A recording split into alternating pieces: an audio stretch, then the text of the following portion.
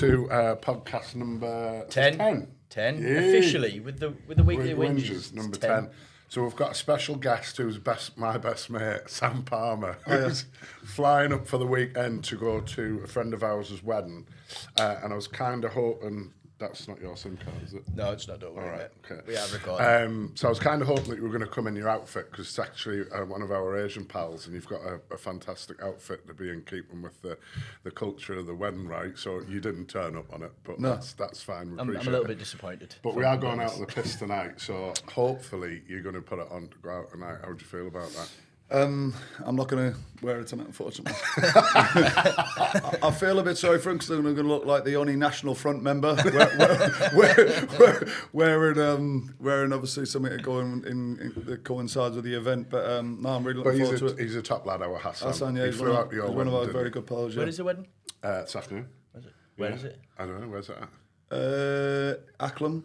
Something like that. He sent me a picture of it earlier on, and I said, "Where's the wedding?" And the front of it, where he's actually getting married, it's a picture of a load of people playing Zorb ball. So I said, mate, postcode or something like that. Bro. I said, please tell me that you haven't got me wearing like an Asian suit, turn up where they're all playing Zorb ball. And this has all just been a complete prank because it would be the best crack ever. Because he only phoned me 2 weeks ago. So if he'd have done that, that would have been unbelievable. But yeah, thankfully they've got a nice hall next to it.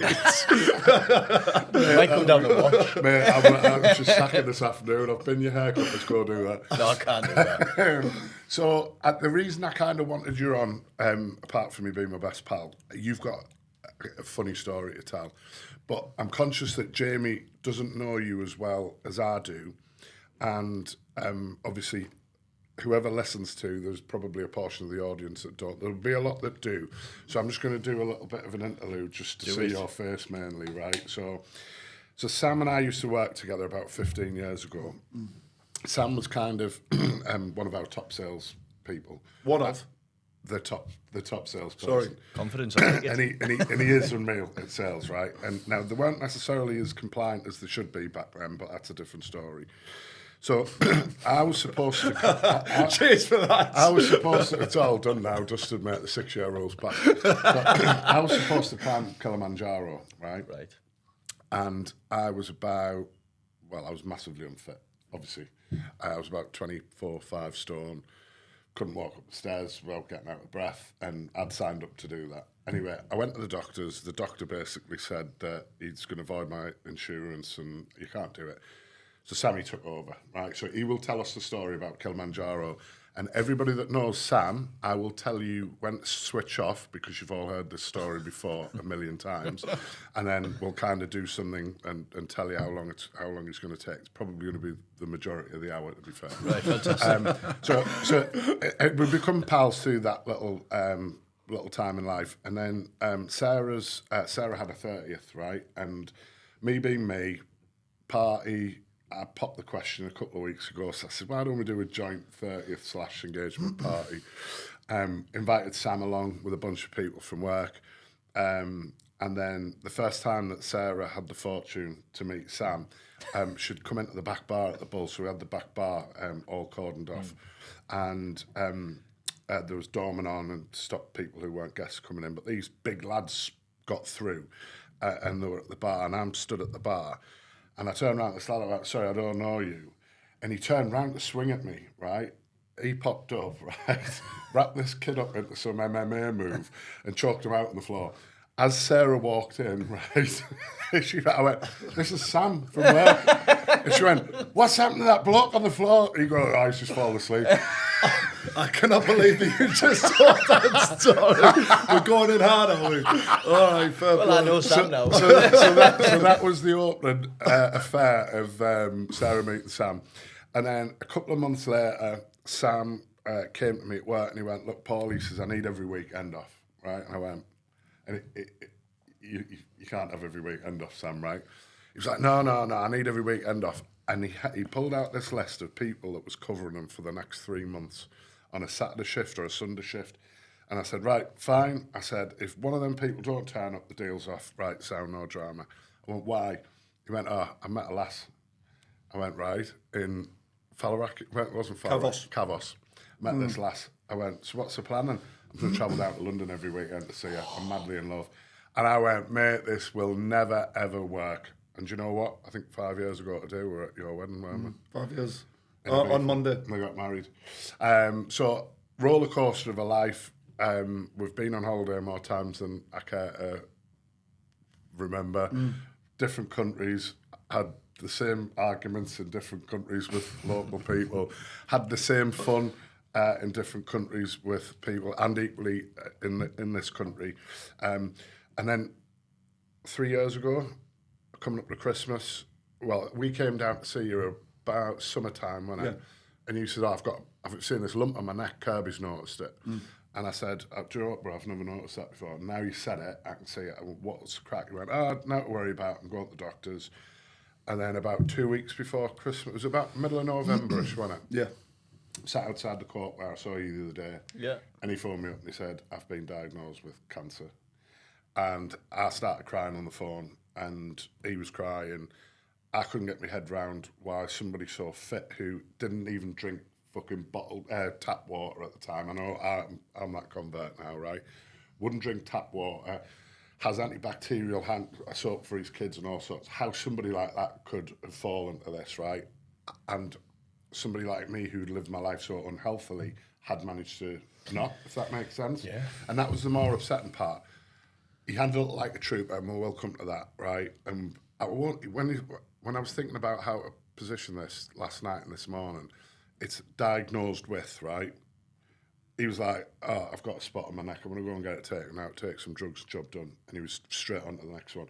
So I'm gonna let you tell that story, but some kind of brief shots since I introduced you to Goggins when we were on holiday in Turkey. Yeah. He goes, right, I'm going to do the 4x4. So you've got to run 4 miles every 4 hours for 48 hours. Yeah.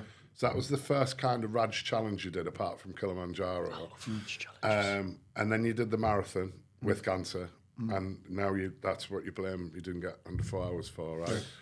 And then he phoned me up at Christmas, and after he'd remissed from cancer. Remission. He phoned me up and he went, right, I'm going to start boxing.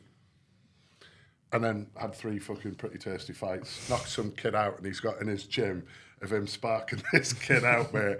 Whoever took that photo... I'm sorry about that. So if I'm probably not going to ever see this, but if you do, I'm sorry. I've never felt so guilty in my life. Sparked this kid clean out in the boxing ring, unreal. And he's got the photo, and we'll put it in there. If you send us a photo of that, we'll put it in the video. Yeah. So that's a bit of a snapshot. Have I missed anything? You're boxing, and then... You've obviously turned career-wise. We've had businesses together.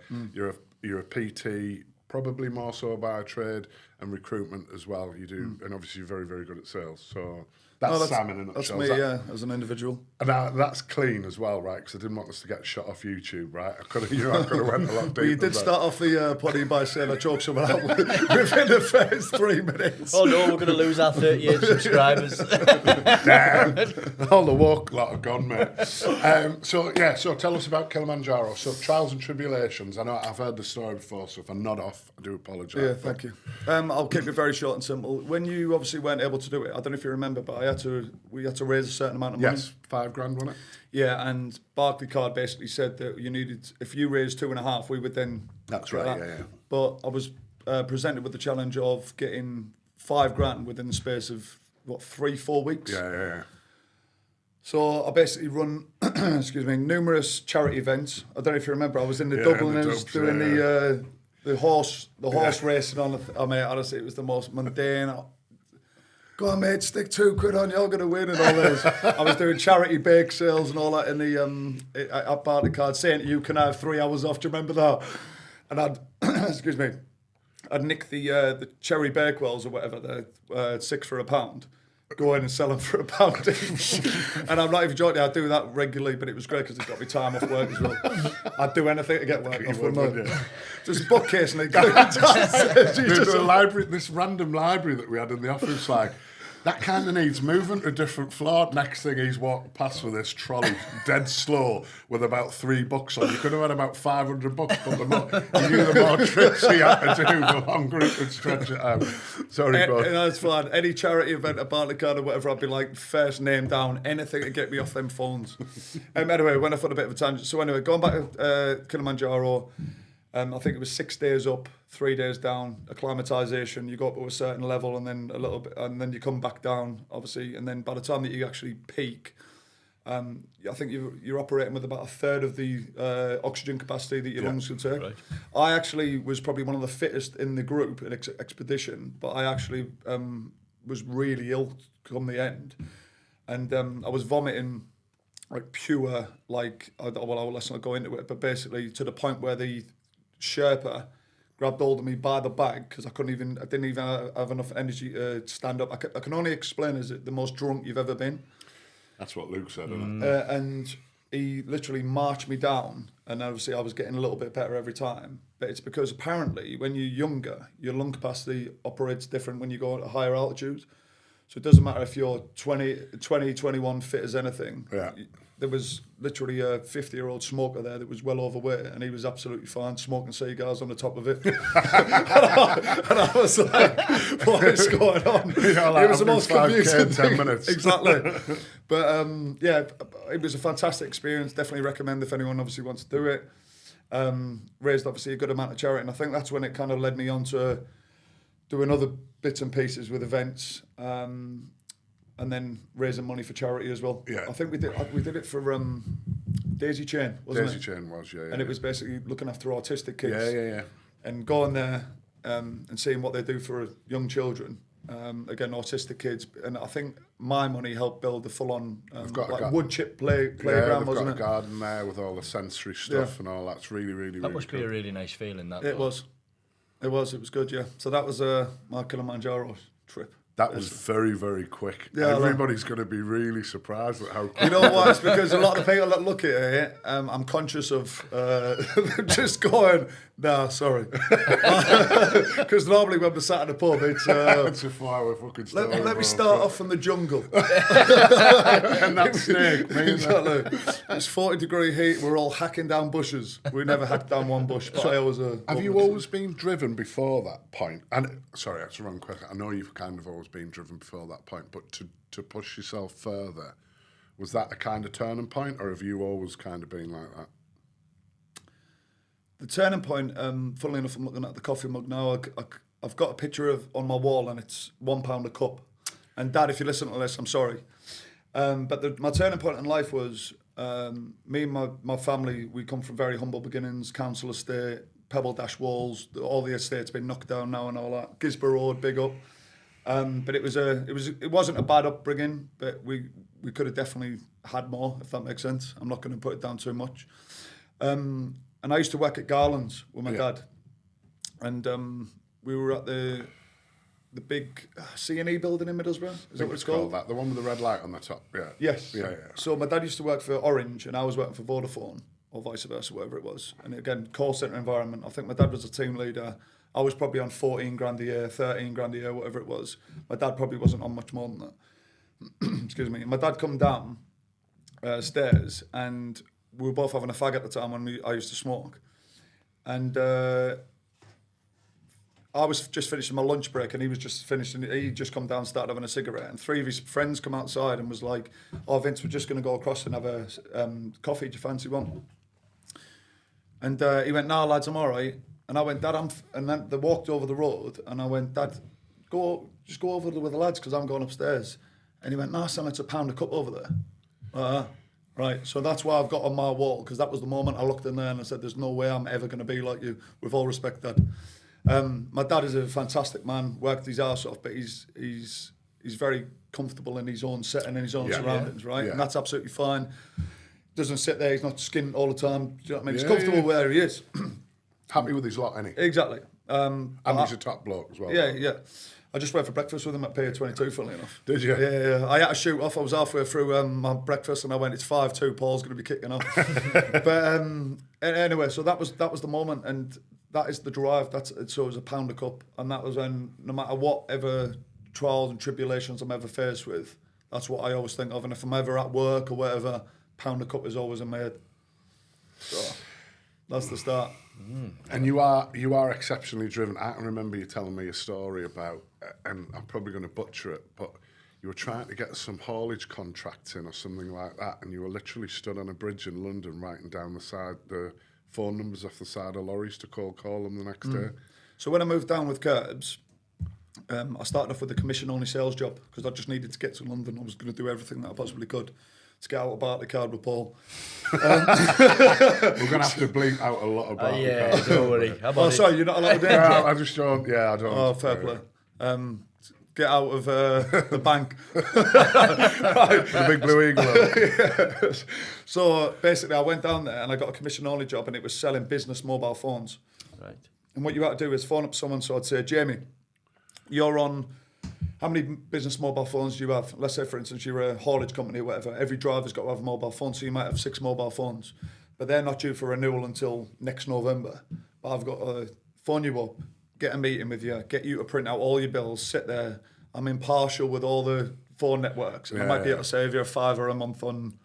It was just ridiculous. Anyway, for me to obtain data, rather than just going on Yellow Pages, I was encouraged and did multiple times go and stand, not actually on Dartford Bridge, but right next to it, with a dictaphone, piss and wet rain, snow, everything, like that, with a hood up, and all the drivers that would be going past all the vans with all the numbers on, I'd be like, right, because obviously when you got, I don't know if you've been to Dartford Bridge, have you? No, I haven't. It's not a fast-moving place. So I wasn't going, it was very much like...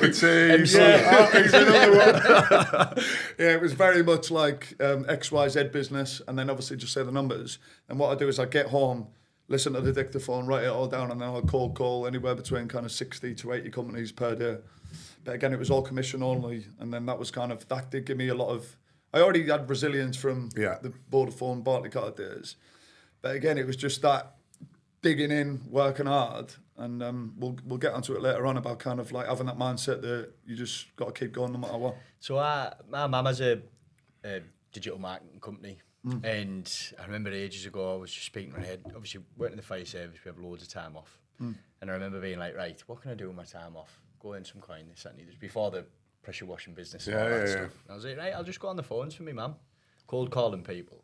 It is the hardest thing I have ever... It lasted a day and a half. At the halfway through the day, my mum would come up to me. She went, you all right? I went, nah, I can't. I could not handle speaking to someone on the phone, and then just the rejection. I was like, I can't. Mate, it's horrible. So we had a business together, Confetti Films. Right, Big up confetti. So we're on a beach in Ibiza, Smash, right? And he went, you know what we should do? Start up a videography business. And I went, what do you know about cameras? And he went, no. I went, nah, I don't either. We got home, started it up. It turned out to be quite successful, right? But we went into COVID. And that's what we did for Mark, that lovely Laura video, Right, I think. yeah.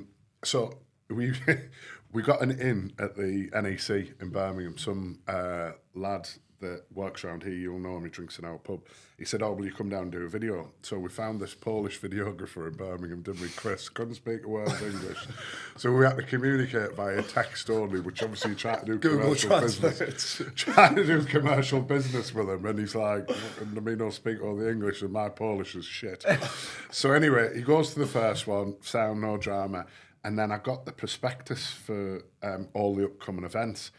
And I'd write them all down, and he'd just go cold call them. And he'd be like, right, got 3 on that day, 4 on that day. And it was 50% margin, this gig. Right. And it wasn't cheap to do a video for you. And he just loved it. And he started bidding off his day job. Yeah. We're only making like 250 quid a set, like a day, yeah. A day. About 250 about 500 a day, wasn't it? Yeah. Which is still a lot of money. Yeah, but he was like, I'm doing this. I'm not binning my day job off. Obviously, you had your own company at the time, so you had that flexibility. Yeah. Right? Sorry, I've jumped in. That's funny story. I was just going to say, I don't know if I'm mentally disturbed or whatever, but I actually really fucking had visions of that going all over me there. Let me put that lid back there. But in other notes, I actually love it.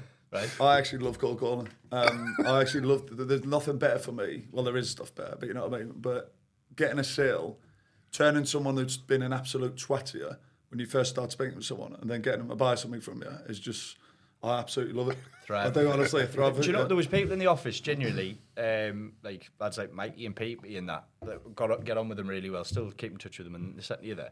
And they were just, went into every call confident, even though they'd had 10 knockbacks or they hadn't had someone take a bite for a week.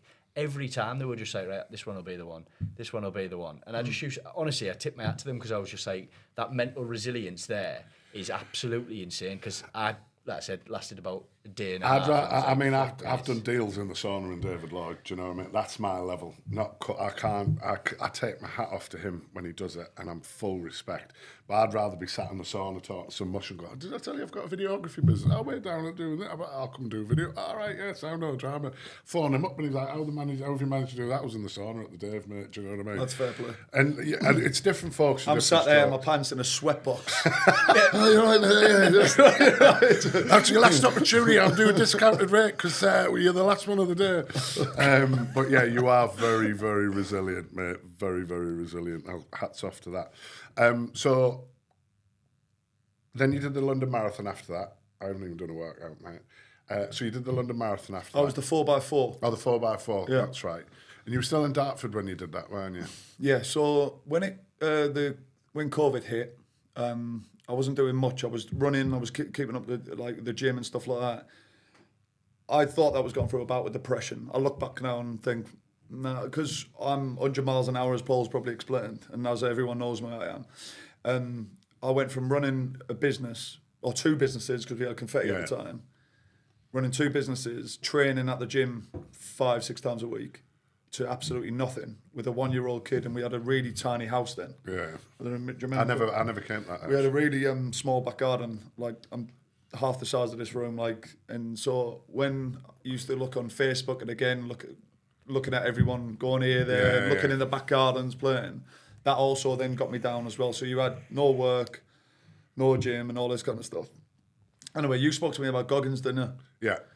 I'll give you the book. I bought you the book. Yes, you sealed did. book. Yeah. So I read David Goggins in the space of probably 2 days. And then I think the furthest I'd ever run was 10K before. Right. And I went out there and I'd done half a marathon in the next day. Yeah, you did. Yeah. I remember. I did it about 2 hours or whatever, but it was, bearing in mind the first I'd ever run was 6 miles. And I was in absolute agony. But again, he kept me going in the head about exactly all the trials and tribulations he went through.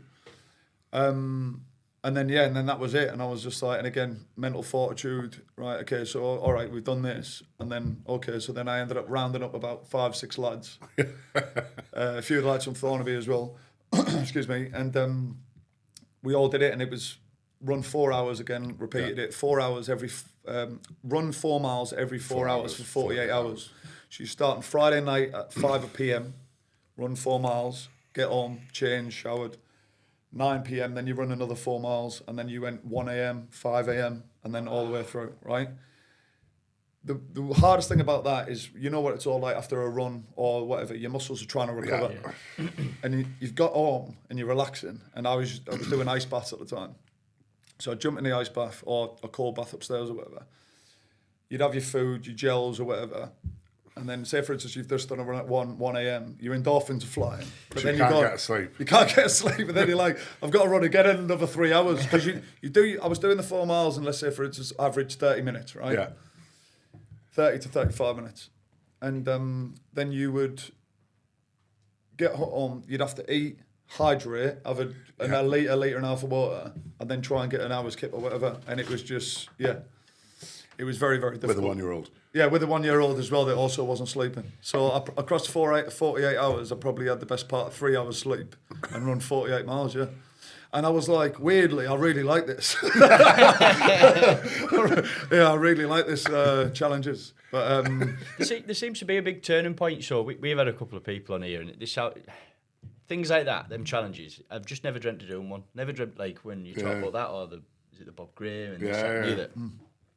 And there's it's like almost 10% of people have just got something in their head where they can just go past that wall and keep going. I used to play football with a gent called Ian Danby. Right. Oh, yeah. And no word of a lie, mate, after 60 minutes, he was goosed. But he just kept going. Kept going. His eyes had just glazed over and he just wouldn't stop. And I look at people like that and I just think, Where does that come from? Because it's got to be in there already to have Yeah. talk about that mental resilience.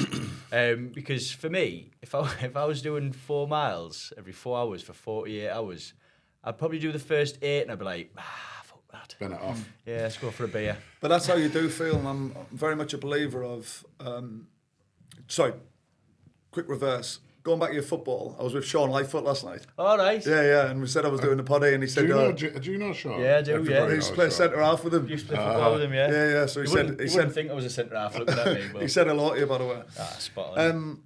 Yeah, so just going back to that kind of, so I was never a very good footballer, as a few of my football friends will but I always had that drive, and I was played centre mid, and I'd win some headers, and but I would never stop. So we get to the 80th minute or whatever, when it was that last 10 minutes are typically the most like crucial in a game, and I'd be the one dotting all over the pitch, and I'll be breathing out my arse. I do not want to do it, but I think getting a determination, again, just going off script a bit, because I wanted to get this out. I say to my mum, because my mum will phone me up and look for a little bit of a G up or whatever. Yeah. My mantra is try and do like little stuff that is difficult and get used to doing something that you hate doing, right? And just do that every single day. And then start off with that, make that then almost A habit. comfortable. Yeah. And then all of a sudden, then we move on to the bigger things. Yeah. Always make sure that you get the most difficult thing done first thing in the morning. And again, I heard on the last podcast, again, making your bed, that the guy who done that is exactly the same thing. And also, if people are struggling out there, I always say to my mum, if she's having a bit of a bad day or whatever, just put 3 things on a list today. What are you going to achieve today, right? And it could be the tiniest things. I'm going to make my bed. I'm going to put a wash on. And that third thing could be putting the wash back out. And then them little stages are dopamine fixes. Yeah, I like mentally to say. stimulate your head. Yeah, mentally stimulate. Like this morning, I done exactly the same thing. So I made my bed, and I also got the garden shears ready. I know it sounds crazy. I'm going to a wedding this afternoon, but I've got the garden shears ready for tomorrow because I'm going to cut my mum's hedge outside of her house. But that preparation and planning, now that I know that I'm not going to be faffing around tomorrow. Yeah. And again, we've went off a bit off script there, but again, it's just been, I'm extremely structured. I come from, I'm not personally military, but my old man's military, my granddad's military, my auntie's military.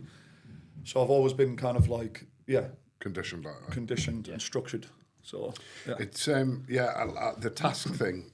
I thrive off it, and it's proper sad, right? But getting up in the morning, even to the food that I put in my mouth, to getting the housework done, to getting the kids out of school, to getting the gym done.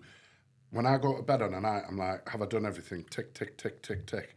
And it makes me feel really, really good. And the really pathetic small things, like soup, like, did you eat have you hit your protein today? Yes, I have, tick. And I get a benefit from that. And it might sound like, to a lot of people, it might sound fucking sad, but it's what keeps me accountable and makes me turn up the next day, if that makes sense. I think lists are class. So I was getting massively overwhelmed at work a couple of weeks ago, a couple of months ago.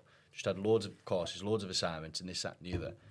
And our last said, right, put everything down on a list, all your assignments down on a list, prioritise what your A's, what your B's, what your C's. Yeah. And honestly, just putting it down on a list, I was just like, right, well, I'll focus on that. Whereas I was doing a bit of this and a bit of that, a little bit of procrastinating because you didn't know what. Because I didn't have couldn't be that. You're arsed. thinning yourself out. Yeah. And with say I'm in recruitment, so we have to juggle so many different plates, spin so many plates in recruitment. It's beyond belief. I could have an offer for a candidate here. I've got to upload all the details on a CRM system. Then I've got to speak to a new client here. Then I've got to write out a pitch or whatever. Then I've got to construct different terms of business for a client that I promised that I was going to do yesterday. It is consistent, so I, again, sit there, full thing, at the first thing in the morning, and it is list. Get your tick shit box. stuff out of the way first. Exactly. And again, it's, if you're not in the right headspace to be able to manage 5, 6, 7 things, just whittle it down. Even if you're not doing, if you can't even be asked to get off the sofa, one thing a day, I need to get off the sofa. Yeah. I need to do the pots, whatever, which is obviously minimal to us, but for other people that are struggling, it's massive. That'd be a massive thing. And I've become very, appreciative, not the word. What's the word that I'm looking for when you're open to it when you weren't before? Open to change. Acceptant. Yeah, I'd say that. But yeah, I've accepted it a lot more. Because before, again, my mum's probably going to listen to this, hopefully. And Hopefully. support. But I'll be very hard on my mum before, and my mum's been through a lot, and I mean a lot, which we won't go into. But I used to be like, "Mum, just get up," because that's my attitude. Yeah. But I've channeled myself to be like that. Just get up, don't worry about it. Come on, like pull your socks up or whatever. And yeah, now I've become again a lot more appreciative, as we said. It's interesting, and I'm always conscious of. And you mentioned it the other week. Is trying to empathise with the person in their situation. That's the word. Right? Your fucking empathy skills are shit. Yeah, man. You they're are very getting shit. a lot better. You'll never understand, but Yeah. you can try and be understanding. Yeah, that was it. Yeah, and I've thought about that, right? And it's like, if somebody comes to you with a problem, right? I'm like, this kid's dying in Africa in my head straight away, right? But then, what I try to do now is put yourself in that person's shoes and understand how it makes them feel, and try to respond according to that, as opposed to. It is a really, really good example. So I got some feedback. I was doing this really mad program last year when I was proper busy last year, right? And me and him hardly spoke, right? That's how busy I was. And this young girl come and joined our team, and she was unreal. And she was the so I'm good at getting stuff done, but when it comes to the compliance and the paperwork and the rigor of the structure, I'm like, if somebody comes in and takes that off my hands, I'm sound. And I know that I have to input into it, but I can't be asked, so you've got to catch me at the right time. So that was fundamentally what her role was. And she kind of gave me some feedback. She was like, I don't like the way that you kind of speak to me. And what I had to do with that is I had to put myself in her shoes and sympathise with her on how I'd make her feel. Never mind that she'd come into this absolute batshit programme that was running 200 mile an hour, and I was kind of the cheerleader or the orchestra to it. It needed to be done by a time scale, or there was going to be this. It was like a £500 million project. It was pretty significant. And I had to go all the way down to inside her head to understand how I'd made her feel, and then what I could do differently. And I could have just said, I can do things differently in this, that, and the other. But I really wanted to put myself in her head so I'd understand how I was making her feel. And I sent her some flowers, and I was like, look, you've absolutely got the wrong shape of me, because I'm not that guy. Yeah. And we're really, really, really good pals now. In fact, I'm due to start another project, and I phoned her up and I went, will you come and be my wing woman with me on this project? You need some people like that sometimes to humble you and put Yeah, you. yeah. And it's you've got to be open to learn and be appreciative of that, you do. right? So Exactly. And it's a real hard thing, I think. I am a huge empath, genuinely am, and I kind of, it's probably why I chose the career path I've chose, but with things like that, it is the hardest thing in the world to look at something from someone else's perspective. it's really hard. So yeah. hard. Going on your story there about your mum and stuff, man, my mum's been diagnosed with heart failure. And Sorry to hear that. no, thank you very much. She's all right, mate. She's just, it is what it is. We've come to terms with it and stuff. But my mum was always the life and soul of the party. And when I say that, mate, she's just mad as a box of frogs. And to see my mum go from being the life and soul of the Sir Thomas Browne to, like, some days she can't even leave some weeks she can't even leave the house. Do you know what I mean? And I remember saying to her, I pushed her quite a lot, right, come for a walk around Preston Park with me, and she was out of breath. Yeah. And I look back now and I think, why the fuck did you do Gorgeous that? woman as well. Absolutely. Oh, She's honestly. gorgeous. And I was just like, why? There was days when she was like, I'm tired, I don't really feel up to it. And I should have just gone, do you know what? If you're I tired. understand it. And that was it. That was a big turning point for me, especially with my mum's health, was to be like, right, if she feels up for it, we'll go for it. If she doesn't, stop putting pressure on her, because that won't have helped her at the same time. Still something I feel guilty of to this day, and it was only like last year. But now I've been to a couple of her appointments, mate, and found out the severity of it and stuff, and now I'm a bit like, right, I was a bit of a cock. I was a bit of a cock. Yeah. But yeah, it's a strange one, isn't it? It's that whole, I think not every two people are the same. No. And I think if we were all the same, the world would be a very boring place. But it's that you'll never be able to put yourself in their their shoes, but you can try and be a little bit understanding. You also got to look at the positives though, because there's been plenty of days where I have been a bit harsh, and she said thanks. Do you know what I mean? And I'm sure that you've had the exact same. Yeah. And Tough love. Yeah. But again, my mum's a very tough person as well, so we've only been brought up through that kind of environment anyway. But I would like to say, like, on record, I am sorry for like a lot of the times that I have been like a little bit like dismissive of her feelings and stuff like that. I think that just goes with the type of person you are, and we've talked about this multiple times. And you know, I think I'm probably the closest thing you've got to a life coach, right? Not everyone's life coach. and obviously, I'm not the right person. I'm not qualified for that. I've been doing all right since we started talking about. I'm not dead yet. But he'll phone me up and he'll go, right, here's the scenario, and I'll be like, oh, for fuck's sake, mate, you've done the wrong thing there, bro. Well, what do you mean, like? But you were open to listen, and that's the good thing. And you're like, yeah, you're right. And then his wife's always fucking chirping on in the background. Fucking listen to Paul, daddy, You won't listen to me, but you listen to no, Paul. we have a three-way argument, mate. Oh, it's class, man. But so then the marathon. Yep. That you. Going back to this. Do you know what? Right, I fucking love this lad. Right, so I phoned him up. I went, right, you need to have a strategy for your tunes. And he went, what do you mean? I went, because your fucking Samsungs might not last that long. Your headphones won't last that long. I went, so you need to have like 4 hours worth of bangers ready to go. And he went, he said, do you think I'm listening to music? I went, what do you mean?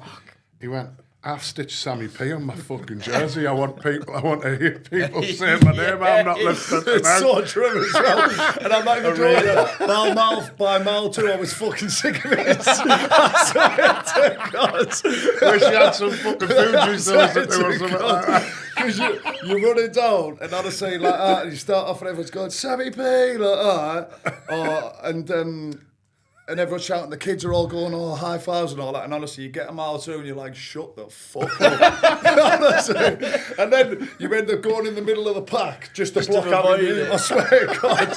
And then by the time you got to Tower Bridge, which was full of like thousands of people, I'm not even joking you, I was just like, mate, I should have. But no, you know what? Again, me being me, the div that I am, in my little belt pouch that I took with all the gels and stuff, I did actually bring an emergency pair of headphones with my phone, right? That had fallen out because I'd left the zip open, along with 2 vital gels as well. And I was just like, oh yeah, that's decent, yes, right, yeah, let's just crack on. But again, the life coach, Paul, I could hear him in my head for 12 miles going, oh, what a dick.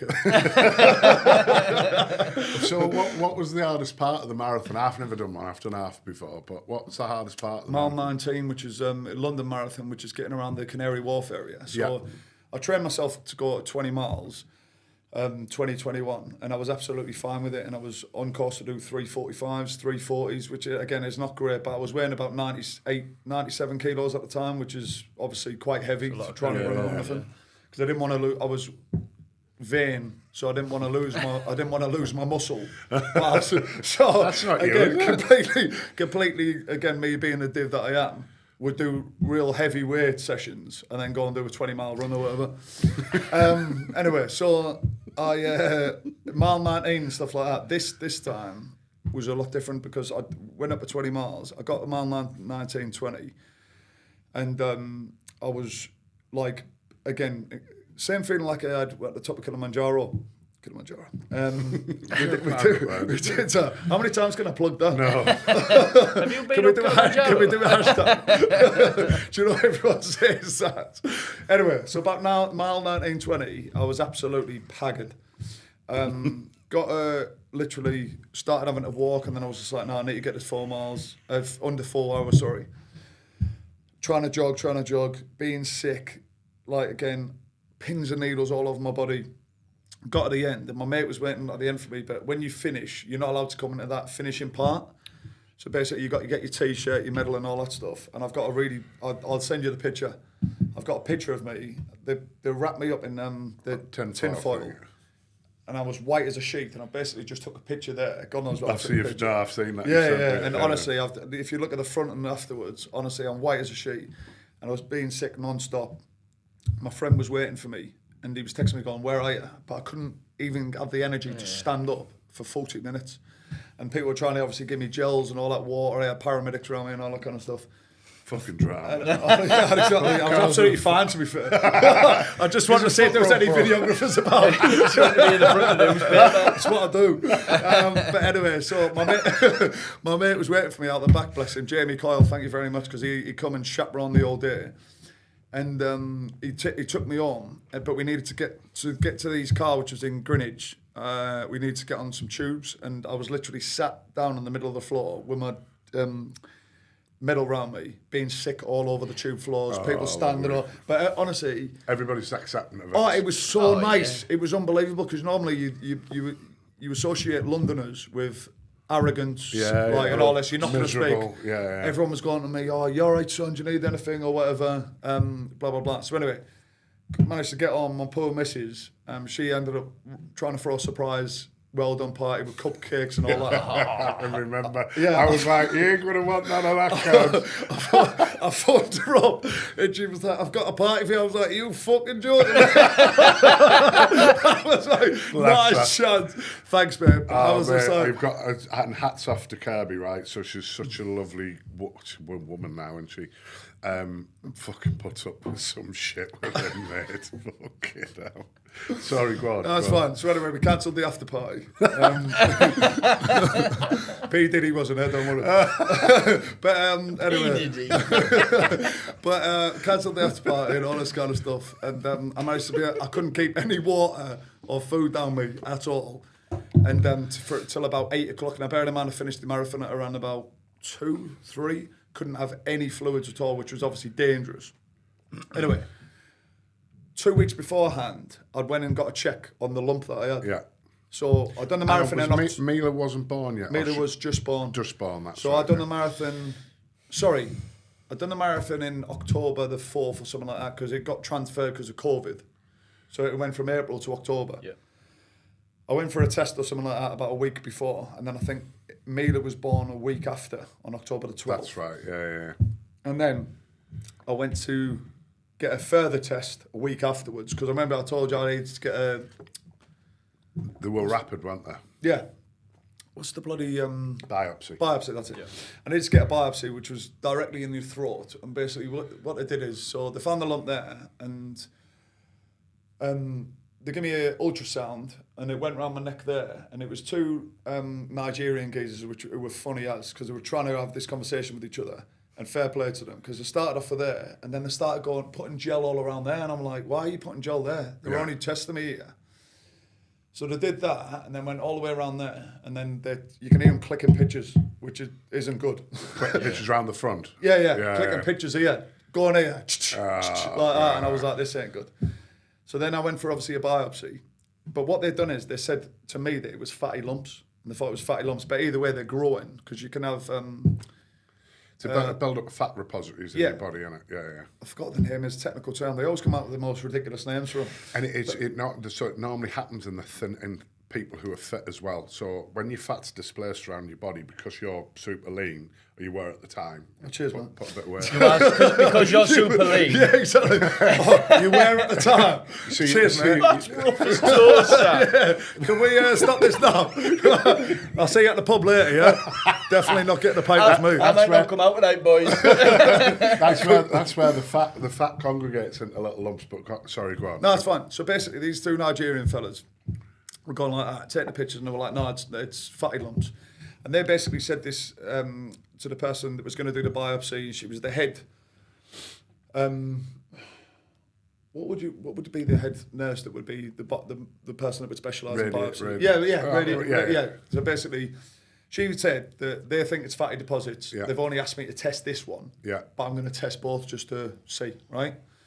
So they basically go in with a big needle. Their alarm bells ringing at this point. Like that, yeah. So they've gone right in, full on needle about that long, straight through there, and then straight through the side there. So I'm like, right, okay. Then they said, right, we need to see you on Thursday, a week Thursday, and that which was about 2 weeks. So I got tested on the Tuesday, and then I got a call on the Friday. Friday it was, yeah. And I got a call on the Friday after work. And you had to go on the Monday. And they said, we need you to come and see us on the Monday. Now, the NHS aren't calling you up, just to like put this out there, and not to worry anyone. They ain't calling you up and saying, we need to see you on Monday if it's not something serious, right? So I knew straight away. My missus is obviously trying to console me. Oh, don't worry, it's going to be fine. And I'm normally an extremely positive person, sometimes too positive. But I was like, sorry, go on. Can I ask you a question? So, where did your head go at that point? Does it just completely I was gone, mate. I'd done 2 bottles of wine. Sat there, 2 bottles of wine. So I didn't obviously find that out then, but I knew what was coming, right? Yeah. I had a very good idea. We Googled the doctor, didn't we? Because Yes. he told you where to go, and me and him would fuck it, and we're like... Yeah, it was Pembury. So it was Pembury, and it was a specialist oncology department. Yeah, They don't say you got to see oncology, but me and Paul, being the researchers that we are... Google medics. Yeah, exactly, Google medic. So anyway, went into... so my head's gone. I'd done 2 bottles of wine, which is stupid, really. Not that I'm putting people who drink down, but it was just, your head's gone. I don't know what I'm going to do. I think I thought first time you. Yeah. I was on verge of tears. You were obviously trying to big me up. It just all a bit of a blur. Anyway, went in to see the... went outside, and I can hear them all rustling around inside. It was right next to it, which they shouldn't have put me outside because, again, it just doesn't help. And it was almost like I could feel their energy. I'm an energy believer as well. I'm not into all the crystals and that. But I'm very much an energy, like you get on good vibes only, right? And I could get the vibes. It was terrible. So anyway, went in there, and I could see she was shaking, which I was thinking, like, afterwards, like, I need a bit more professionalism from you. Bit of feedback. Give me a bit of TripAdvisor review. Sort your life out. But anyway, so I was sat there, right, and she was shaking, and I was like, how am I handling this better than you? So, no, but she put her hand on me, and she went, obviously, you've been for a biopsy recently, and I'm really sorry to tell you, Mr. Palmer, but you've got cancer, right? And I'm not joking. Yeah. What's that feeling right in that So moment? the walls started going like that. Like, when they said the walls are closing in, it all started vibrating on my peripheral vision, just went completely wild, right? And all I'm thinking now is my 2 daughters. So I've got a 4-year-old at the time and a newborn baby. Weeks right? That are weeks old. Like, when you have kids, you don't matter anymore. Like, like, again, without going off too much of a tangent, I do my own shit that people see on Facebook or whatever, and I go to my football or whatever, and my missus and their friends go, oh, he's always out or whatever. I'm not always out, but what I do is when I do go out, I'd go somewhere and do something big. But that's to keep my own mentality and keep me like 100% or 95% or whatever you want to say for you and the kids. That's what it is. So anyway, went a bit off track there. But basically, when I got that, everything was about the kids. And I was thinking, I'm not going to be around for them, blah, blah, blah. So like your heart sinks. And then they basically said that, they went, right, so your chances of survival are very good. It was just like, so that was like within 5-10 seconds, I was just like, right, sweet, good. Without quoting Jocko Willink, who you think's a cock. Hope he doesn't listen to this podcast because I am scared of him even though he's a cock. Sorry. Let me just know what time it is. Let me just reverse that. You think it's sound us? Can we go back? No, but basically, because you don't like the older American. I'm a cheesy fucker, right? So all this, get up, get to work, and all this. I love all that. I wish he could be my alarm every morning. But anyway, he uses a quote that basically says, whenever he's faced with anything, he goes, right, good. Okay, roger that, good. And he goes, roger that, okay, what's next? And that's what, again, I've implemented in my life. So she went, chance of survival, great, yeah. Okay, so then I'm thinking, right, my first thing again was everyone else. I'm going, right, I need to tell my mum this because everyone knows I'm going for a thingy. How am I going to break it to my mum without breaking her heart? How am I going to tell my wife without breaking her heart and making her feel that everything's going to be sweet? Because as soon as you hear the big C, it's death, isn't it? That's as soon as you think about it. So they basically said that you're going to get your it all cut out. So basically you need to get your thyroid removed, and then basically we need to see what's going on in there, and then that'll be it. And then you go through a course of radioactive therapy, or radioactive iodine. So I went in for so I got diagnosed in early November, I think. Went in for the operation in mid-December, or 19th of December. 19th of December. Yeah, and I don't know if you can see the scar there. It's healed pretty well. Yeah, it's healed well, that. Yeah, so it goes from there right round to there. I think it's about I don't know, 8-inch scar or whatever. 8 inches. Yeah.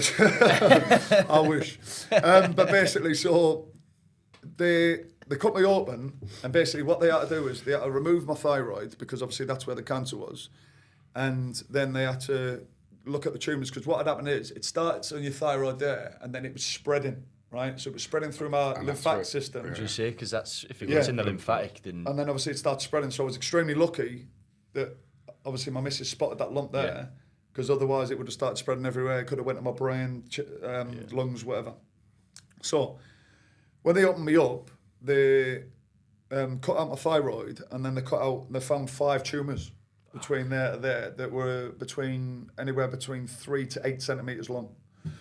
So, and the one over my thyroid was the longest one, which was obviously blocked. Now, I don't know if you know much about the thyroid, but it's very important, as you know, with people who have underactive thyroid. Like exactly. It's your weight, it's your energy levels, it's your temperature, your body regulates temperature and all that stuff. So, that's why I did the marathon in 4 hours and 2 minutes. Exactly. As far as excuses go, mate, it's a pretty good one. So when I collapsed at the end, it was for a good reason, do you know that? But anyway, but going back into that, so they opened me up, got rid of 5 tumours, and when they sewed me up, I don't know if I should send you the picture. Should we stick that on? Yeah. Right, so basically it looked like someone had walked in from a butcher's and just went, oh yeah, we'll open this kid up. Because I had staples, like that, full-on staples, right? Yeah, it was full-on staples going on there right up to my neck. So I've opened this up and I was like obviously looked on the camera on the phone. I'm no doctor, but this is fucking shit. He's fucking sending me photos. I'm like, I could have fucking done better than that. The Google medic could have done better than that. Honestly, it was absolutely terrible, right? Anyway, so I'm sat in bed, and to get rid of the drainage out of your neck, they put 2 tubes that went into there, and the tubes went round your neck like that, and then I basically had 2 bottles like this. Your guns. The guns, right? And there's a video on my Instagram, and basically I'm making fun of it. I've literally stood there with a robe on, and I've got 2 bottles like that, tubes coming out my neck like Bane, right? And sat there like Dr. Octopus. And again, because I'm a cock, I decided it'd be a very funny thing to do, to get my phone set up and get it and do like the old Tom Hardy on Legend. You're gonna have to send us that as well. So anyway, moving on. I'm sat there, right, and I'm like, I don't feel right yet. Fucking, I entertained myself. I was bored. Oh, just go in between that as well. I was like, I'm hungry to the nurse, right? And she went, go down to Costco, whatever it is. And I went, mate, have you seen? I've got tubes. Like, do you know what I mean? She went, listen, and fair play to her. I was like, sorry, 2 seconds. No, it's all good. So that was a reminder to get Hassan a wedding card. But thankfully, my mum got it yesterday. Cheers. But anyway, so I basically went downstairs into the coffee shop, Costa Coffee, because the lady said the people that are here, they're only visitors. They're coming to visit ill people. Yeah. Like, who are they to judge? And I was like, fair play. So again, if you do see this, thank you for that. Because it got me the confidence to go downstairs. It was a probably stupid move, to be fair. But I had a full-on robe with literally blood bottles hanging out my, with tubes coming out my neck like that. And I'm walking in like that. Can I have a flat white, please? I must have looked like something out of the apocalypse. And this poor kid behind the counter, some bad about 19, 20 years old, was like, she probably handed in a notice the next day. I was like, I ain't doing this anymore. So anyway, went back upstairs, and I was like, right, okay, let's reset, just relax. You've got another day in here. So sat there, and all of a sudden, my neck blew up. Oh, yeah, did you? Right? So my neck has blown up, and it's went to, like, twice the size, right? Like that. And again, I can send you the picture of this. So I'm sat there like that. Your normal neck goes down like that. My literally... So I've sent a picture to Curves, and she went, this doesn't look right, this, does she? And she went, Sam, are you joking? Go and speak to someone. So I went and spoke to a nurse, and she said... and as I've opened my mouth, because I haven't spoken to anyone in the best part of 6 hours, I went, couldn't speak. It was like that, like that. So anyway, what had happened was, so they rushed the nurse, they called the nurse who'd done the operation. She was in the gym, wasn't she? With a meat cleaver. So whatever she was chopping my head off with. So she's been basically blue lighted from the gym, which was about 2 miles away. Blue lighted to come and see me, right? So she's come running in, and she's gone, right, we think that there's a pierced vein where we've been sewing you back up. They were pucker these. Definitely got a Pembury if you're going to get an operation. So I got, right, we think we've pierced your vein here, and we think you've got an internal bleed. And I was like, right. Oh, fantastic. Obviously in my head. So what do we, like, I was going like that because I couldn't even speak. So she said, we need to operate again, but both the two anaesthetists, they're busy dealing with heart attacks, so we've got no anaesthesia, but we need to get you open now. But I've got internal bleeding. Yeah, but we need to get you open now. So I was going like, obviously I was like, all right, so she went, we need to take the staples out, but unfortunately we've got no pain relief for you, right? This is the God's honest truth. They've got a staple gun or whatever it is to get rid of thingy, and they're pulling staples out my neck, mate. And I've never been in so much pain in all my life. Yeah, I don't suppose you videoed that as well. No, video that, yeah. Again, being the cock that I am, a video that, yeah, I'll send you it later. No, but like, oh, sorry, can I just get this on my Instagram first? Like, no, but honestly, I was like, what is going on? So as they've done it, and I'm like that, and a woman's holding my hand, one of the nurses holding my hand, as she's pulled out, I can feel this massive gush of just warm, obviously liquid, which is just blood. And the woman, I went to look at it, and the woman went, no, keep your head there, because she didn't want me to look at it and pass out with her thing at you. So anyway, they've done that, then they let the blood come out, then they re-stapled me back up, and I'm like, what is going on here? Then they went... Staples all right, right. get some home now, bro. Exactly. It was honestly, it was mad. And then they started. Then they were like, right, one of the anaesthetists have become available now, so we're going to take you down to theatre. So they were rushing me down to theatre, literally running, and they give me yellow forms. I remember these yellow forms that they put on my chest and said, "We need you to sign this." And basically, it was they couldn't sue. I couldn't sue them if I died. Oh. That the family couldn't sue them. Can't be doing that when you're in that stage. I know, but They do Do that. they? yeah. So I'm like, Fuck. right, I need to sign this now because I need to survive, right? Yeah. In the meantime, I've texted Kebs and went, and she'll back me on this. I literally said to her, just a bit of a malfunction, babe. I just need to go under just again. They just need to stitch me up again, like properly. She had no idea that I could have literally died there, mate, and bled from internally bleeding. That was more dangerous than the actual cancer itself. So you've got all this going on, and you said you had, how old was you had your 4 weeks old, my baby. 4 weeks 5 old, weeks, baby. 5 weeks old. Yeah. Where the fuck was your head at, mate? Gone, mate, yeah. So, and again, you're not thinking when you're being rushed down, sign this. Babies, kids, that's all you're thinking about. Forget about you. Doesn't matter if you go. Do you know what I mean? It's them. So anyway, that was that.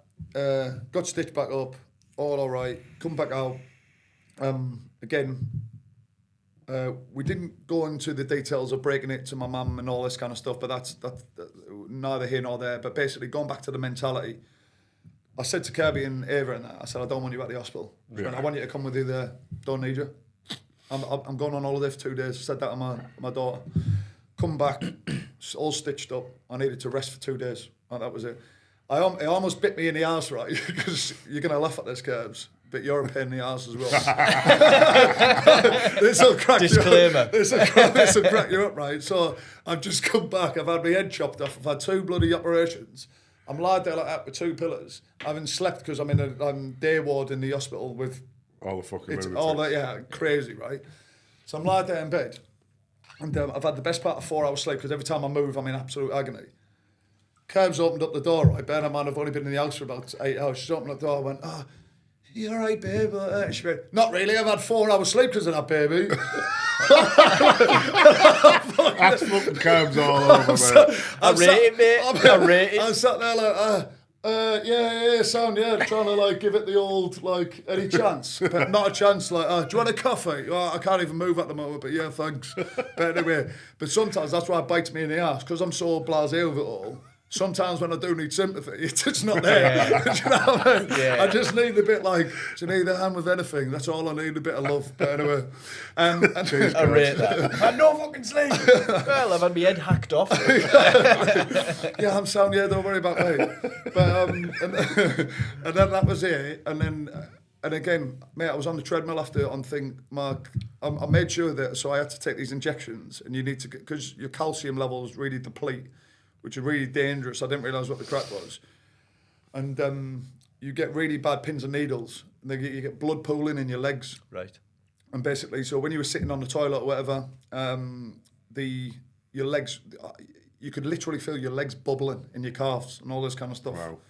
And I really get bad. The only after effects now, without jumping too far ahead, is I get really bad pins and needles, and my temperature, like you always call me a fanny, don't you? Because we'd be sat there, it'd be 20 degrees, and I could be feel sweet 1 minute, and then freezing the next, which is a bit of a pain in the ass. But again, touch wood, that's it. That's what it is.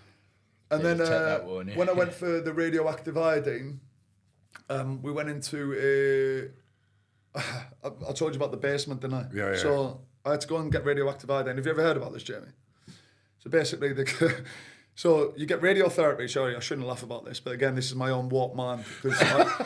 But you get radiotherapy, you get chemotherapy, and you get radioactive iodine. Now, when you have radioactive iodine, it's basically one tablet. And they come in and they're like something out of a fucking space movie. So they have all these full-on masks on and all this. So you go into a basement, first of all, in the hospital. And it's basically secured location, like, because it's got dangerous radioactivity levels, right? Sorry, I'm away from the camera. Lead walls. Mike. So basically all thick walls and all this kind of stuff. And they come in with all this mask on. And they basically open it up like this box of kryptonite. I'm not even joking. They get it like this. That's cool, I'm not because there's a even green fucking light going on there as well. Oh, mate, that is obvious, that, by the way.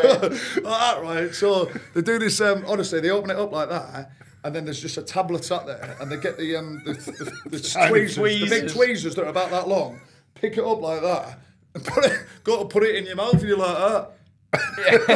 Not too sure about this one. Exactly. You're not filling me with the most confidence here, lads. I've just had my fucking head cut off by your mates 2 weeks ago. Anyway, so they give me that, and I'm sat there, and I'm like, right, okay, and you need to sit there for 3 days, right? If you're sitting there for 3 days, and I'm not good at sitting in a room for 3 days, Jesus. I struggle with 24 hours, used to get banged up. Anyway, that's another story. But the 3 days, and anyway, you sit next to a window, and when you sit next to a window, you look out, and basically there's a white wall that it looks like a 3-year-old has painted grass on it. Right. And it's basically to make you feel like you're more comfortable, right? Which actually made me feel worse. And anyway, I remember, and I sat there, and I was like, this looks horrible, this, blah, blah, blah. And then I looked up, and there was the netting, which stopped wild animals getting down there because of the radioactive levels. And there was about 3 dead black birds that were just like resting in the thing. I was like, mate, this can't get any worse, this. Anyway, and then I make myself obviously busy for 3 days. But again, me being the person that I am, during this time I started a new job. So New baby. Just sat there in this. so I got operated on the 19th. Now, really thanks to Paul and Rob. Because Paul and Rob, they offered me the job. Then I told them I found out they had cancer. So then they were like, listen, mate, we don't need you for your thyroid. We want you. Like, what a great response. Like, and they went, right, start with us on January the 4th if you're feeling up the way. So again, I operated on December the 19th in work. And I can't express to you the pain I was going through sitting there, but I was just like, right, we're just going to crack on. Anyway, during that radioactive treatment, what could I have done? Just sat there and just wallowing in self-pity? No, I got my mate to bring my laptop in. They cellophaned the laptop because obviously it was radioactive, and I was closing deals with a marigold on and a mouse. And I remember I placed someone, I won't mention the company, but I got a deal during that time. Do you know what I mean? Yeah. And I was gonna, again, me being the cock that I am, wanted to get a phone. I wanted to get someone to get in a picture. So I was thinking, this would look mega. you know, like for a stupid inspirational picture like that. You know why you're busy at home doing nothing? Look at me. They're like that. But they wouldn't Close the deals, fucking recovering from cancer, bro. Exactly. There's dead blackbirds up there and I'm closing deals, right? But the people wouldn't come in the room for 3 days. Like, if you need us, we'll drop off water outside, but they left everything. But I'm gutted I never got that picture. But anyway, so, yeah, basically the cancer, moving on from that, is... I talk about it if people ask about my scar or whatever, or I lie and say that it was in a poker game and a Russian come behind me and slit my throat. We'll do that one, or we'll have a little chat, but I just try and put it behind me. I'm not a victim. I hate the victim mentality. I suffer with a little bit of, like I said, pins and needles, a little bit of tiredness here and there, because obviously I don't have a thyroid. So when people say they've got an underactive thyroid, I don't have one, bro. Do you know what I mean? And I know I used to be lean. Yeah. Cheers for that. But you're not lean now because of that. You by choice because you want to get bigger. Exactly. Yeah. But either way, it's very difficult to try and manage everything. But again, you've got to keep going, man. Do you know what impressed me? Sorry. When I said it at the beginning, I was like, you were diagnosed, right? And it's a big word, that, right? You literally said, right, I've got this. Let's get it sorted and let's get on with it. And it wasn't like there's a lot of victims out there that would be defined by it forever. Do you know what I mean? I've got cancer. I've got cancer. Fucking put on Facebook, I've got cancer. Blah blah blah blah. Yeah. He was like, just fucking mind a hiccup. Let's go. The thing that frustrates me the most in the world, it's my biggest pet hate, is we all get dealt a set of cards. And it's up to you how you play them. So it doesn't matter if you've got a bad background from family or you've gone through shit and this, that, and the other. It's up to you to have to produce a better life for yourself or for your kids than you had before. So it really narks me when someone goes, oh, well, so-and-so fucking treated me like shit when I was growing up and this, that, and the... Well, just fuck get on with it. No. Do you know what I mean? Like, people dwell on that. But he's a prime example of that, right? Lad from Thornaby, right? You've told me stuff that happened when you were a kid. We're not going to repeat on it yet. Nothing to do with my mum or dad or anything. No. Just a case. But like, what? Just short of £1 million house down in Kent, fucking 6 bedroom, 3 stories, got a massive gym in his double garden, he's on a fortune, yeah.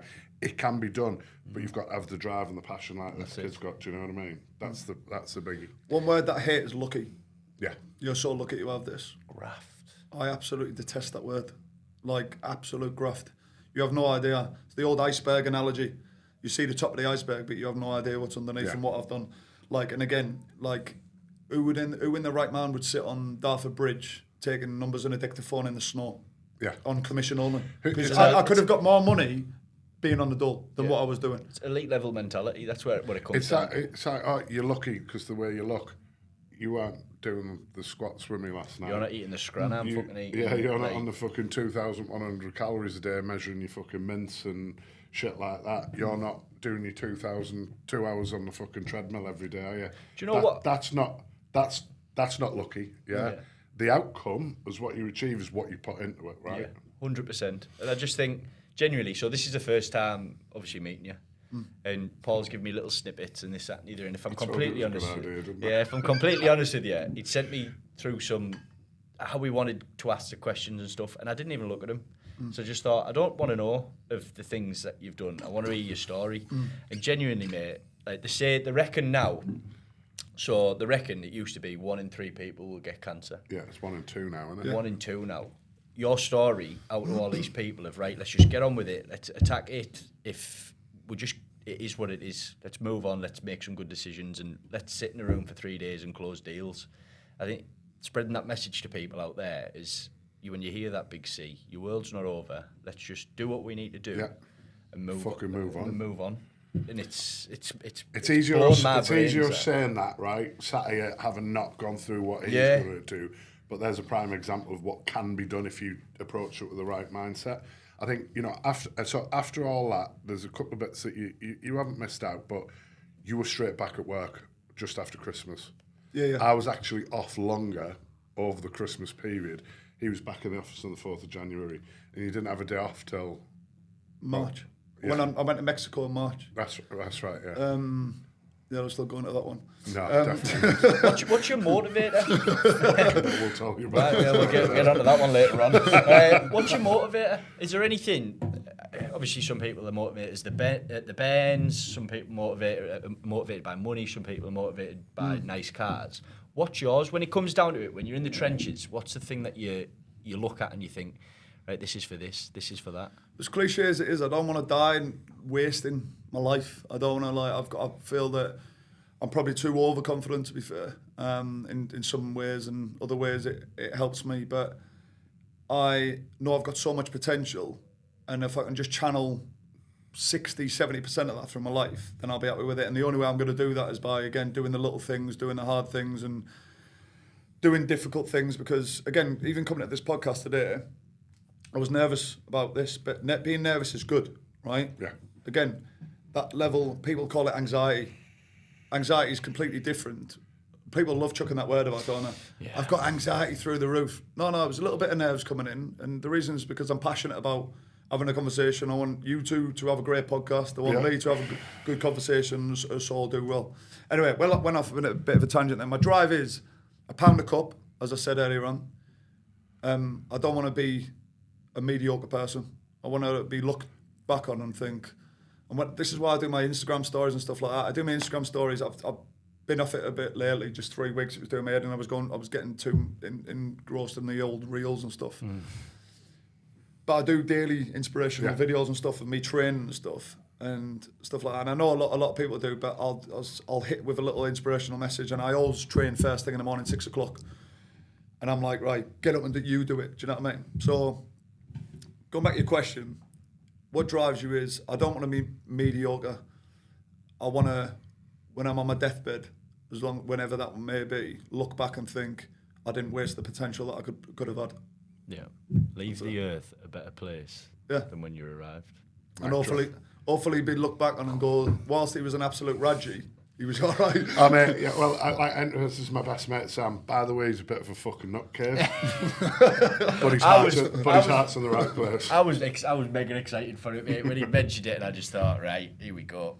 I'm looking forward to this conversation, but generally I've thoroughly... We must be well over an hour now. Yeah. I'm concerned about camera battery. You know what I'm like with storage. You're shit with storage, but that's fine. If we need, I'm a waffler. Mate, it's been absolutely fantastic. And do you know what?